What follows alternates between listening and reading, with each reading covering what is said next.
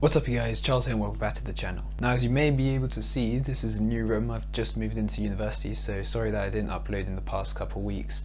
It was just to move in and get the new setup. I want to make it as simple as possible to understand which are the best index funds to invest in 2020. So I'm going to talk about the Fidelity funds and the Vanguard funds. Now the first types of funds I want to talk about are the Vanguard's funds. Vanguard's flagship fund, called the VTI, is an ETF which is basically like an index fund, but you can just shift which part of the index you want to invest in more if you wish to. Now the VTI is the total stock market index, so it tracks small cap, medium cap and large cap, and it's also a key part of the all-weather portfolio that I've touched upon in the past, made by Ray Dalio, one of the best hedge fund investors of all time. Now in the past 5 years, the VTI has had a year average of 13.84%, and this is very high because normally in the past the S&P 500 index, for example, has only returned about 8% a year, which is still pretty good, but compared to this one it's clearly not as much. Now what is amazing about this particular fund, the VTI, and Vanguard funds in general, is they have very low expense ratios.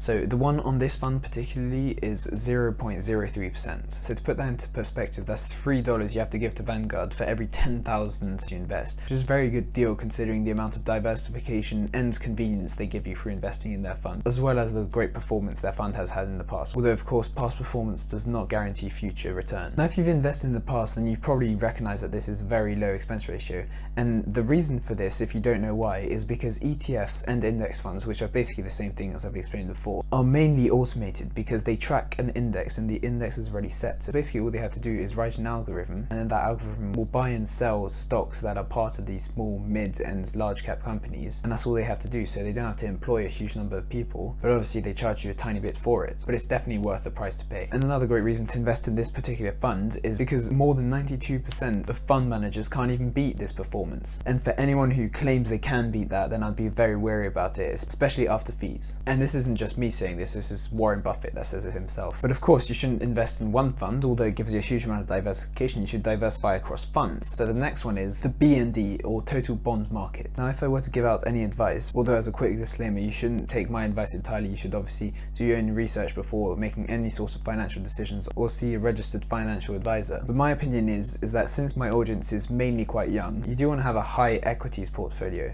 For example, you should be over 90% in equities and not really in bonds, because bonds don't offer the same sort of return you get in stocks, and especially when you're young you have a lot less to lose, and you can afford to have that volatility because you're investing for a lot later in the future, so you've got all those years to counteract the huge short-term volatility you'll have in your portfolio. But of course if you can't stomach that risk, then this bond ETF is definitely worth it. Now if nothing else, then it's just worth it once again for the expense ratio, which is 0.035%, so that is $3.5 for every $10,000 you invest. Now the 5-year average on this fund is nowhere near as great as the VTI, but it's 4.41%. Now of course because you're taking less risk, then you're getting less returns in this portfolio, but it is a good way to diversify across different asset classes, because as a rule of thumb they tend to have less return bonds but are a lot less risky than stocks, which is why people, when they get a lot closer to retirement, hold a lot more bonds because they want to keep their money and have enough to counteract inflation. Now this ETF tracks the Bloomberg Barclays US Aggregate Bond Index. This is just more or less something that tracks how well the bonds are doing in the US. Although it doesn't cover all the bonds, it covers the most important ones. Now bonds are very useful to hold, especially when a market correction is coming up, or a depression or recession, which I personally think might be coming up, although there are better investments to be made, such as gold or gold mining stocks, when a recession or depression comes on. But of course this is just my opinion, and some people hold different opinions than mine. Although if you want to look more into why there is a depression coming on, I have made a video on it, and Peter Schiff is also another person here on YouTube that is very good at explaining his opinion on why he thinks the market will crash. Now for the next Vanguard, that is quite good, although it doesn't match the returns on the VTI, is the Total International Stock Index Funds, or the VXUS. Now this one does charge you a lot more, which is 0.08% compared to the other funds, and does have quite a lot of a lower return compared to some of the other funds. This one sits at 5.95%, but this fund does not cover the US. It covers developed and emerging countries, all of this outside of the USA. Now one problem with this fund is it is quite volatile, because it does cover emerging markets which are way more volatile than the US markets, and of course it does have lower returns, But if you look at the graph of the S&P 500 before it went exponential, the growth in the S&P 500 wasn't very big. And there are a lot of people arguing that the S&P 500 and the US in general has seen a lot of its growth already, and that other countries such as Vietnam, Japan, and some other countries in Southeast Asia that are still developing will hit that exponential soon, and that's where all the money is to be made in the future. So although I'll keep a smaller percentage of that in your asset allocation, which is how much you put in different asset classes, I would still keep it in there because you never know what kind of growth you could have, and so then you don't miss out on it, and it's just more diversification instead of being entirely in the US. Even though you're very diversified in the US through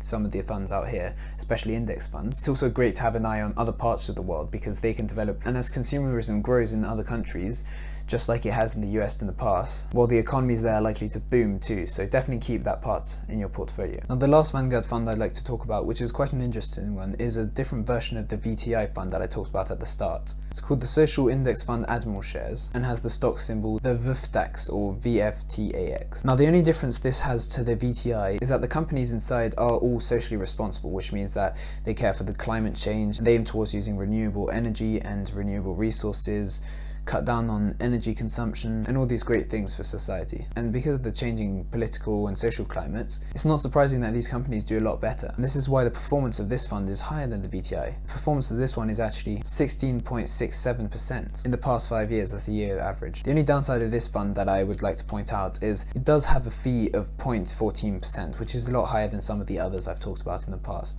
Although in terms of how index funds goes, it's still quite a low expense ratio. So that's a way that you could indirectly help the environment whilst also getting the best returns you can. Now, before I move on to the Fidelity funds, I do just want to say that you might want to check out my 3-fund portfolio video. So this has 3 Vanguard funds that will ensure diversification as well as having a very high return. And that's the sort of portfolio I recommend for under 30s, as it has quite a large equities exposure, and therefore, although it takes more risks, will get higher returns. Now, enough with the Vanguard funds, into the Fidelity funds. Now, one of the best S&P 500 index funds on the market is the Fidelity 500 index fund, or the FXAX, the FXAIX. And the reason for this is, of course, for the expense ratio, which is 0.015%, which is one of the lowest ones in the market, along with the Vanguard ones. Now, because of the diversification of this one in the strong economy, which is the US economy, this is a very good core fund to have in your portfolio. And the great thing about it is there's no minimum initial investment, which some of the Vanguard funds do have. Now, the next one I want to talk about is the Fidelity Bond Market Index Fund. And it covers exactly the same index as the Vanguard one did. But the great thing with the Fidelity one is there's no minimal investment required. And of course, once again, the expense ratio is quite low. It's 0.025%. Now, since Fidelity aren't as well established as Vanguard, this is the last great fund I can talk about for Fidelity. And this is the Fidelity Midcap Enhanced Index Fund, or the FMAIX. A great thing with this fund is it offers a great diversification over almost 300 companies